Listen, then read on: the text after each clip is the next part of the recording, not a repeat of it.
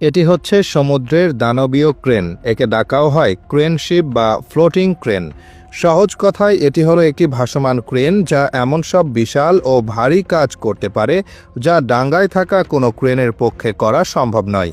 এগুলো সমুদ্রের আসল টাইটান, যারা হাজার হাজার টন ওজনের জাহাজও অবলীলায় তুলে নেয় যেন সেটা একটা খেলনা মাত্র।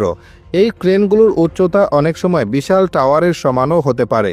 ক্রেনগুলো সাধারণ কোনো দড়ি দিয়ে কাজ করে না, বরং এদের রয়েছে মোটা ও শক্তিশালী স্টিলের তার বা ক্যাবলের এক বিশাল জাল, যা হাইড্রোলিক সিস্টেমের মাধ্যমে একসাথে কাজ করে।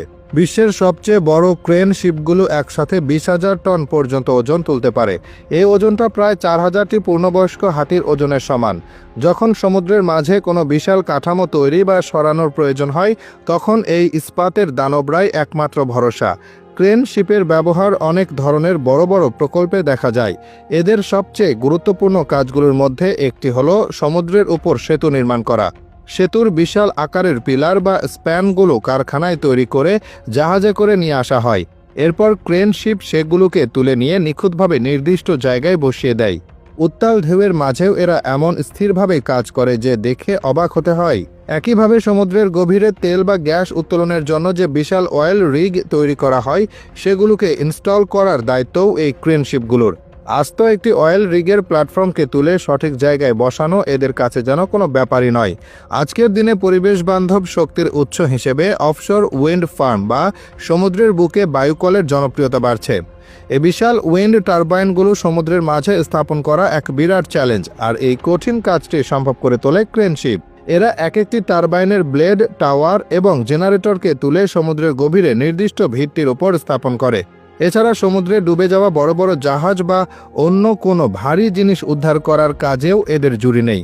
এদের শক্তিশালী ক্রেন দিয়ে প্রায় অর্ধেক ডুবন্ত জাহাজকে আস্ত তুলে আনা হয়, যা সালভেজ অপারেশন নামে পরিচিত। তবে এই জাহাজগুলোর কাজ শুধু গায়ের জোর দেখানো নয়, এদের আসল চ্যালেঞ্জ হলো নিখুঁতভাবে কাজ করা। সমুদ্রের ঢেউ আর বাতাসের মধ্যে হাজার হাজার টনের একটি কাঠামোকে এক চুলো এদিক ওদিক না করে সঠিক জায়গায় বসানো অত্যন্ত কঠিন। এর জন্য ব্যবহার করা হয় অত্যাধুনিক প্রযুক্তি। এদের মধ্যে অন্যতম হল ডায়নামিক পজিশনিং সিস্টেম। এই সিস্টেম স্যাটেলাইটের সাহায্যে জাহাজের অবস্থান ক্রমাগত পর্যবেক্ষণ করে এবং জাহাজের সাথে থাকা একাধিক ছোট পাখা বা থ্রাস্টার ব্যবহার করে জাহাজটিকে 1 মিলিমিটারও নড়তে দেয় না। জাহাজের ভেতরের কন্ট্রোল রুমটি দেখতে অনেকটা সাইফাই সিনেমার মতো, যেখানে কয়েক ডজন ইঞ্জিনিয়ার ও টেকনিশিয়ান প্রতিটি সেন্সর, হাইড্রোলিক চাপ এবং আবহাওয়ার রিপোর্টের উপর কড়া নজর রাখেন। কারণ এত বড় একটি অপারেশন সামান্যতম ভুলও মারাত্মক বিপর্যয় ডেকে আনতে পারে।